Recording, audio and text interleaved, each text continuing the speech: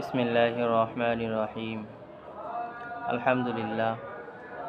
আজকে আমরা আলোচনা করব জৌজানির কারি সাহেব রহমতুল্লাহ আলাই, কারি ইব্রাহিম সাহেব রহমতুল্লাহ আলাইয়ের জীবনের কয়েকটা অলৌকিক ঘটনা।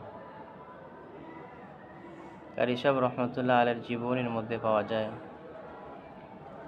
যে ওনার সর্বপ্রথম পড়ালেখা কিভাবে শুরু হলো। কারি সাহেব রহমতুল্লাহ আলাই উনি সর্বপ্রথম দেওবন্দ মাদ্রাসায় ভর্তি হলেন।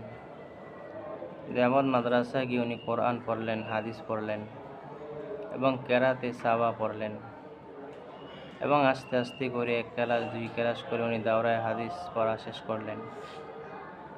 তারপর রশিদ আহমদ গাঙ্গুহির হাতে হাত দিয়ে উনি বায়াত গ্রহণ করলেন, বায়াত হলেন। তারপর মক্কায় গেলেন। ওইখানে প্রত্যেক বছর একটা কেরাতের মাহফিল হয়, কেরাতের প্রতিযোগিতা হয়।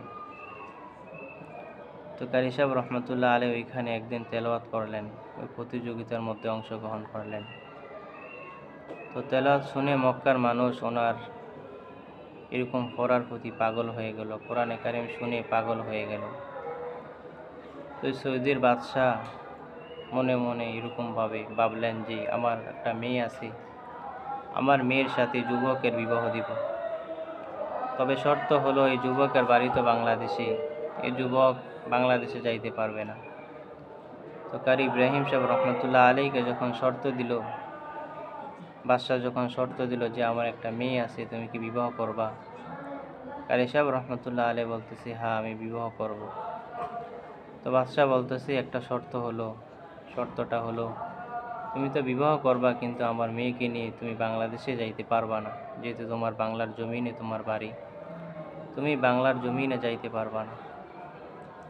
তো বিবাহ শাদী করার পরেই কারি সাহেব রহমতুল্লাহ আলাই ওনার বিবিকে নিয়ে থাকতেছেন আর উনি জিকির আজকার করতেছেন, কোরআনে কারিম তেলাওয়াত করতেছেন। তো একদিন রশিদ আহমদ গাঙ্গুহি রহমতুল্লাহ আলাই কারি ইব্রাহিম সাহেব রহমতুল্লাহ আলাইর কাছে চিঠি পাঠাইলাম, হে ইব্রাহিম তুমি বাংলার জমিনে চলে যাও, দিনের দাওয়াত দাও। কারি সাহেব রহমতুল্লাহ আলাই যখন এই কথাটা শুনলেন, উনি ওনার বিবিকে গিয়ে বলতেছেন, বিবি আমি তো এখন বাংলার জমিনে চলে যাইতে হবে, আমার এলাকার মধ্যে চলে যাইতে হবে, ওদের কাছে আমার দিন প্রচার করতে হবে, দিন পৌঁছাইতে হবে। তো উনি ওনার বিবিকে নিয়ে উজানির জমিন কসুয়া এলাকায় উনি চলে আসলেন। তো ওখানে এসে দেখতেছি জংলা, অনেক বিশাল বড় এরিয়া নিয়ে একটা জংলা। তো ওইখানের মধ্যে জংলার ভিতরে ছোট্ট একটা গম্বুজের ঘর দেখা যায়। ওই ঘরের মধ্যেই একটা বাঘ তার 2-3টা ছেলে সন্তানকে দুধ খাওয়াইতেছে। তো কারি ইব্রাহিম সাহেব রহমতুল্লাহ আলাই ওই বাঘকে বলতেছেন তুমি এখান থেকে চলে যাও, আমি আজকের থেকে জিকিরের মাধ্যমে রব্বুল আলামিনের এই বাগানকে আমি সাজাবো। তো বাঘ যখন এই কথাটা শুনলো, বাঘ সঙ্গে সঙ্গে ওনার 2-3টা এরকমভাবে সন্তান ছিল, বাঘের ছাওকে নিয়ে বাঘ আস্তে আস্তে চলে গেল। তো কারি সাহেব রহমতুল্লাহ আলী ওই দিনকার থেকে উজানির জমিনকে জিকিরের মাধ্যমে দামি বানাইছেন এবং মানুষের কাছে দিনের দাওয়াত পৌঁছাইছেন।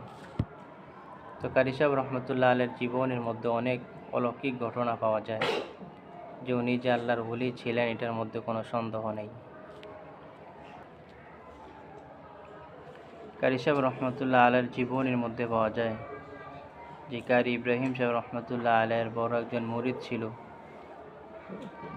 যাকে এখন আমরা সরমনায়ের পিসাব হুজুর নামে, যিনি প্রসিদ্ধ, যিনি মারা গেছেন, ওনার নাম ইসাক রহমতুল্লাহ আলাই। তো কারি ইব্রাহিম সাহেব রহমতুল্লাহ আলের বড় একজন মুরিদ ছিল ইসাক রহমতুল্লাহ আলাই। তো কারি সাহেব একদিন ইসাক রহমতুল্লাহ আলীকে বলতেছেন, ইসহাক আমি আজকে মসজিদে থাকবো, তুমি মাদ্রাসায় চলে যাও। তো ইসাক রহমতুল্লাহ আলী ভাবলেন হুজুরে সবসময় তো মাদ্রাসায় থাকি, কিন্তু আজকে হুজুর কেন মসজিদে থাকবেন, এটার কারণ আমাকে দেখতে হবে। তো ইসাক সাহেব রহমতুল্লাহ আলাই একটু সামনে আগানের পরে এক জংলার মধ্যে বসে রয়েছেন যে হুজুর রাত্রে কি করে মসজিদের ভিতরে আমি একটু দেখব। তো যখন রাত্র যখন গভীর হলো, কারি সাহেব রহমতুল্লাহ আলাই ভিতর থেকে দরজা মেরে উনি গভীর রাত্রি রব্বুল আলামিনের উপর জিকির করা শুরু করলো। এরকমভাবে জিকির করলেন। তো ইসাক সাহেব রহমতুল্লাহ আলাই রাত্র যখন গভীর হলো, উনি মসজিদের পাশে এসে দেখতেছেন যে কারি সাহেব রহমতুল্লাহ আলের পা আলাদা হয়ে গেছে, হাত আলাদা হয়ে গেছে, এরকমভাবে শরীরের অঙ্গ প্রত্যঙ্গ সব আলাদা হয়ে রব্বুল আলমিনের জিকির করতেছে। তো ইসাক সাহেব রহমতুল্লাহ আলী যখন এই অবস্থাটা দেখলেন, উনি এরকমভাবে চিৎকার করে জমিনের মধ্যে পড়ে গেলেন। সকাল হবার পর কারি ইব্রাহিম সাহেব রহমতুল্লাহ আলী বলতেছে, ইসাক, তুমি কি রাত্রে কোনো কিছু দেখছো? তো ইসাক সাহেব বলতেছে, হ্যাঁ হুজুর, আমি তো রাত্রে অনেক কিছু দেখে ফেলছি। তো উজানির কারি ইব্রাহিম সাহেব রহমতুল্লাহ আলী বলতেছে, তুমি তোমার এলাকার মধ্যে চলে যাও, তুমি যেটা আমার থেকে পানা তুমি এটা পেয়ে গেছো, এখন তুমি এলাকার মধ্যে যাও, গিয়ে দিনের দাওয়াত দেওয়া শুরু করো, মানুষের কাছে জিকিরের কথা বলো, মানুষকে জিকির করাও এবং আল্লাহর প্রতি তাদেরকে দাবিত করো। কারি ইব্রাহিম সাহেব রহমতুল্লাহ আলের জীবনের মধ্যে আরও ওয়াকিয়া পাওয়া যায় যে কারি সাহেব রহমতুল্লাহ আলীর কাছে একবার উত্তরবঙ্গ থেকে কিছু লোক আসলো, এসে বলতেছেন, হুজুর, আমাদের এলাকার মধ্যে প্রত্যেক বছর বন্যা হয়, আমরা নতুন ঘর বানাই, কিন্তু বন্যা এসে আমাদের নতুন ঘর কি ভেঙে দেয়। এরকমভাবে প্রত্যেক বছর বন্যা হওয়ার কারণে আমাদের অনেক কষ্ট হয়। আপনি একটু আমাদের জন্য দোয়া করেন, রব্বুল আলামিন যেন আমাদেরকে এই বন্যা থেকে হেফাজত করে। তো কারি সাহেব রহমতুল্লাহ আলী বলতেছে, তোমরা একটু দাঁড়াও। উনি ওনার পা দিয়ে, পায়ের মোড়া দিয়ে জমিনের মধ্যে, মাটির মধ্যে এরকমভাবে জোরে আঘাত করলেন। আঘাত করে কিছু মাটি ওদের হাতে দিয়ে দিলেন, দিয়ে বলতেছেন, এই মাটিগুলো নিয়ে যাও এবং তোমরা নদীর চারপাশ দিয়ে গুলা ছিটে দিবা। তোরা যখন ওদের বাড়িতে চলে গেলেন, উত্তরবঙ্গে চলে গেলেন, ওইখানে গিয়ে নদীর চারপাশ দিয়ে বালুগুলা ছিটিয়ে দিল। কিতাবে লেখে ওই দিনকার থেকে ওদের এলাকার মধ্যে আর বন্যা হয় না। তো কারি সাহেব রহমতুল্লাহ আলাই যে এত মজেজা, এত কেরামত কী জন্য হয়েছে? উনি জিকির করার কারণে, জিকিরের মাধ্যমে রব্বুল আলমিনকে রাজি খুশি করে ফেলছেন। আল্লাহ তাআলা ওনার দুনিয়ার মধ্যে যা দরকার সব কিছু ব্যবস্থা করে দিয়েছেন। কারি ইব্রাহিম সাহেব রহমতুল্লাহ আলাইহির জীবনের মধ্যে আরও ঘটনা পাওয়া যায় যে একদিন কারি সাহেব রহমতুল্লাহ আলাই দাওয়াতে গেলেন। তো খানা টানা শেষ করার পরে ওই দিন উনি ওনার ঘোড়াটা সাথে করে নেন না। কারি ইব্রাহিম সাহেব রহমতুল্লাহ আলাই একটা ঘোড়া ছিল, উনি যে কোনো জায়গায় সফর করতেন ওই ঘোড়াটা নিয়ে উনি সফর করতেন। তো কারি সাহেব রহমতুল্লাহ আলী ওই দিন দাওয়াতে যাওয়ার সময় ওনার ঘোড়াটা সঙ্গে করে নেন নাই। তো কারি সাহেব রহমতুল্লাহ আলী দাওয়াত খাওয়ার পর ভাবলেন, আজকে ঘোড়াটা আনলাম না, যাইতে অনেক কষ্ট হবে। তো যিনি দাওয়াত দিয়েছেন উনি বলতেছেন, হুজুর, আমার একটা ঘোড়া আছে, আপনি যদি কিছু না মনে করেন এটা যাওয়ার সময় আপনি নিয়ে যাবেন, আবার দরকারে কোনো লোকের মাধ্যমে ঘোড়াটা আবার পাঠিয়ে দিবেন। তো কারি সাহেব রহমতুল্লাহ আলী বলল, তোমার ঘোড়া আমার ওজন নিতে পারবে না। ও লোক বলতেছে, হুজুর, আপনার থেকে ভার আমার অনেক বেশি, এই ভার নিয়ে ঘোড়াটা সফর করে জার্নি করে, আপনি তো আমার থেকে ওজনে কম হবেন। কারি সাহেব রহমতুল্লাহ আলী বলতেছে, তুমি তো ব্যাপারটা বুঝতেছো না, আমার মধ্যে বেলায়েতের সম্পর্ক আছে, আমার সাথে বেলায়েতের লাইন আছে, আমার বাড়ি ঘোড়া সহ্য করতে পারবে না। তো ব্যক্তি যখন অনেক কাকুতি মিনতি করার পরে কারি সাহেব বলতেছে, ঠিক আছে, তোমার ঘোড়াটা দাও, আমি সফর করব। ওনাকে যখন কারি সাহেবের সামনে যখন ঘোড়াটা আনা হলো, কারি সাহেব রহমতুল্লাহ আলী যখন ঘোড়াতে উঠবেন, ওঠার আগেই ঘোড়া জমিনের মধ্যে বসে গেল, কারণ ঘোড়া বুঝতে পারছে যে ওনার মধ্যে জিকিরের ইবাদত আছে। উনি যখন আমার উপরে বসে জিকির করা শুরু করবে, আমি জিকিরের ভার সহ্য করতে পারবো না, ওজন নিতে পারবো না, এর জন্য উনি আগেই থেকেই বসে গিয়েছেন। কারি সাহেব রহমতুল্লাহ আলাইর এই যে এরকম হইল, এটা হলো জিকিরের কারণে হয়েছে। এরকমভাবে ওনার জীবনের মধ্যে আরেকটা ঘটনা পাওয়া যায় যে কারি সাহেব রহমতুল্লাহ আলাই একবার হজ করতে গিয়েছিলেন। মক্কার হেরামে উনি বসা একবার, তো পাশে এক যুবক কান্না করতেছি। তো কেউ ওনাকে জিজ্ঞেস করলো, ভাই তোমার কি হয়েছে, কেন কাঁদো? তো উনি বলতেছে, আমি যে আমার এলাকার মধ্যে যাব, বাড়িতে যাব, যাওয়ার সময় আমার যেই কাগজপত্র এগুলো আমি সব হারিয়ে ফেলছি, তা আমি এখন বাড়িতে কেমনে যাব, কি করে যাব, এই জন্য দুঃখে কষ্টে কাঁদতেছি। তো ওই ব্যক্তি বলতেছে, তোমার পেরেশান হবার কারণ নাই, গিয়ে দেখো হেরামের পাশে বড় একজন বুজুর্গ আছে, ওনার নাম হলো ইব্রাহিম, ওনাকে গিয়ে তোমার হালতটা বলো, উনি তোমার একটা ব্যবস্থা করে দিবে। তো এই যুবক হেরামের পাশেই কারি ইব্রাহিম সাহেব রহমতুল্লাহ আলাই গিয়ে সব কথাটা জানালেন। কারি ইব্রাহিম সাহেব রহমতুল্লাহ আলাই বলতেছে, তুমি সুন্দর করে অজু করো, অজু করে নামাজের শুরুতে বসো, তোমার চোখটা বন্ধ করো। উনি যখন সুন্দর করে অজু করলেন, চোখটা বন্ধ করলেন, বন্ধ করার পরই কারি সাহেব রহমতুল্লাহ আলী বলেন, আল্লাহ তাআলার কাছে আমি দোয়া করছি। ওই যুবক বলেন যে আমি যখন চোখ বন্ধ করে রইলাম, কিছুক্ষণ পর চোখ খুলে দেখি আমার ঘরের মধ্যে আমি উপস্থিত। এই জন্য কারি সাহেব রহমতুল্লাহ আলাই এই যে এত নাজ নেয়ামত, এত অলৌকিক ঘটনা কোথায় থেকে হয়েছে?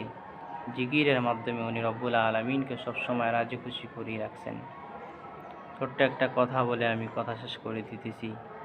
কারি সাহেব রহমতুল্লাহ আলের জীবনের মধ্যে আরও পাওয়া যায় যে কারি সাহেব রহমতুল্লাহ আলের একজন মুরিদ ছিল, উনি হলো পুলিশ। তো পুলিশ সব সময় কারি ইব্রাহিম সাহেব রহমতুল্লাহ আলীকে দাওয়াত দেয় যে হুজুর আপনি একটা বেলা আমাদের ঘরে খাওয়াবেন, আপনাকে যদি আমি একটা বেলা খাওয়াইতে পারি তাহলে আমার জীবনকে আমি ধন্য মনে করব। কিন্তু কারি সাহেব রহমতুল্লাহ আলী জানে ওনার টাকার মধ্যে হারাম টাকা রয়েছে, আর আমি যদি এই ওনার টাকার দাওয়াত খাই তাহলে আমার মধ্যে হারামের একটা অংশ ঢুকবে, আর আমার ইবাদত বন্দি করতে মন চাইবে না। তো কারি সাহেব রহমতুল্লাহ আলী ওনার দাওয়াতটাকে কবুল করলেন না। তো একদিন এই পুলিশ এসে কারি সাহেব রহমতুল্লাহ আলীকে বলতেছেন, হুজুর আপনার কাছে আমি অনেক দরখাস্ত, অনেক আবেদন করতেছি, আপনি আমার দাওয়াতটা গ্রহণ করেন। তো কারি ইব্রাহিম সাহেব রহমতুল্লাহ আলী বলতেছে, আমি তোমার দাওয়াত গ্রহণ করতে রাজি, তবে আমাকে যে দাওয়াত খাওয়াইবা তোমার হালাল টাকার উপার্জনে টাকা দিয়ে বাজার করবা, তারপর আমাকে খাওয়াইবা। এই পুলিশ বলতেছে, ঠিক আছে হুজুর, আমি একদিন আপনাকে দাওয়াত করব, আর ওই দাওয়াতের সমস্ত জিনিস আমি হালাল টাকা দিয়ে কিনব। তো একদিন এই পুলিশ কারি সাহেব রহমতুল্লাহ আলীকে বলতেছেন, হুজুর আমার বাড়িতে আপনার অমুক তারিখে দাওয়াত আসবেন। তো কারি ইব্রাহিম সাহেব রহমতুল্লাহ আলী যখন ডেট অনুযায়ী ওনার বাড়িতে চলে গেলেন, বাড়িতে গিয়ে যখন খানা খাইতেছেন, খানা খাওয়ার সময় খানা মুখের মধ্যে ঢুকিয়ে উনি চাবাইতেছে কিন্তু গিলতে পারতেছেন না। তো কারি সাহেব রহমতুল্লাহ আলী অনেক পেরেশান হয়ে গেল, চিন্তা হয়ে গেল, এবং খুব দুঃখের সাথে বলতেছে, আমি তো তোমাকে আগেই বলছি যে তুমি তোমার হালাল টাকা দিয়ে আমাকে খানা খাওয়াইবা, তুমি কেন তোমার হারাম টাকা দিয়ে বাজার করলা আমাকে খাওয়াইলা? ওই পুলিশ বলতেছে, হুজুর বিশ্বাস করেন, আমি আমার হালাল টাকা দিয়ে আপনার জন্য বাজার করছি এবং খানা আমার সব হালাল টাকা দিয়ে আমি কিনছি। ওই পুলিশ ওনার বিবিকে গিয়ে বলতেছেন, বিবি কি হইল? আমি তো সব খানা হালাল টাকা দিয়ে কিনলাম, এখন হুজুরে খাইতে পারতেছে না কেন? তো ওনার বিবি বলতেছেন, স্বামী আপনি তো সব বাজার করেছেন হালাল টাকা দিয়ে, কিন্তু বাজার করার সময় যে লবণটা কিনছেন এই লবণটা একটু কম কিনছেন, এর জন্য ঘরে যে লবণ ছিল আর ঘরের বাজার তো সব হারাম টাকার, তো এখান থেকে কিছু লবণ আমি তরকারির মধ্যে যোগ করছি, এখান থেকে এগুলা তো হারাম টাকা, হয়তো এই কারণে হুজুরের সমস্যা হয়ে গেছে। তো পুলিশ সঙ্গে সঙ্গে হুজুরের কাছে ক্ষমা চাইলেন, হুজুর সঙ্গে সঙ্গে চলে গেলেন। সেই জন্য যারা রব্বুল আলমিনের ইবাদত করে, বন্দেগী করে, রব্বুল আলমিনকে ডাকে, আল্লাহ তাআলা তাদেরকে হারাম কাজ থেকে, হারাম খানা থেকে, হারাম জিনিস থেকে তাদেরকে বিরত রাখে। কারণ হালাল খেয়ে ইবাদত করা যায়, হারাম খেয়ে ইবাদত করা যায় না। হারাম খেলে রব্বুল আলমিনের ইবাদতে মন বসে না, হালাল খেলে রব্বুল আলমিনের ইবাদতের প্রতি মন বসে। এজন্য আল্লাহ তাআলা আমাদের সবাইকে সুন্দর করে জিকির করার, ইবাদত বন্দেগী করার তৌফিক দান করো। এবং কারি ইব্রাহিম সাহেব রহমতুল্লাহ আলাইহির যে কয়েকটা ঘটনা আমরা শুনলাম, শুনাইলাম, আল্লাহ তাআলা এই থেকে আমাদেরকে শিক্ষা নেওয়ার তৌফিক দান করো। ওরাও তো আমাদের মতো মানুষ, ওরা যদি রব্বুল আলমিনকে এতটা রাজি খুশি করতে পারে, আমরা তো ওদের মতো মানুষ, আমরা কেন পারবো না? আমরাও আজকের থেকে ইবাদত বন্দেগী করব, জিকির করব, রব্বুল আলমিনকে ডাকবো, রব্বুল আলমিনকে রাজি খুশি করার জন্য। এই জন্য যে কথাগুলো বললাম, আল্লাহ তাআলা এই কথাগুলোর থেকে আমাদের সবাইকে আমল করার তৌফিক দান করুক বলি আমিন।